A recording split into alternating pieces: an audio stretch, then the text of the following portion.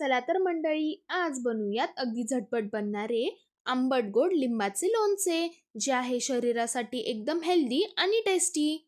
त्यासाठी आपण 15 लिंबे चांगली धुवून पुसून एका लिंबाच्या 8 फोडी करून त्यातील बी काढून घेतलेली आहे. आता बिया काढून घेतलेल्या लिंबाच्या फोडी मिक्सरमध्ये चांगल्या ओबडधोबड वाटून घ्यायच्या आहेत.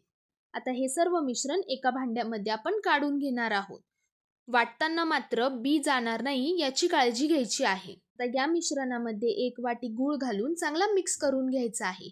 तसेच 2 चमचे लाल तिखट, 1 चमचा मीठ घालून चांगले मिक्स करून 1 तास झाकून ठेवायचे आहे.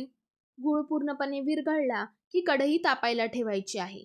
आता हे सर्व मिश्रण कढईमध्ये टाकून 1 उकळी काढून घ्यायची आहे. आता 1 उकळी आली की सतत 5 मिनिटे हे मिश्रण हलवून शिजवून घ्यायचे आहे. आपले लिंबाचे लोणचे तयार आहे. एका काचेच्या कोरड्या बरणीत हे लोणचे पूर्ण थंड झाले की भरून घ्यायचे आहे.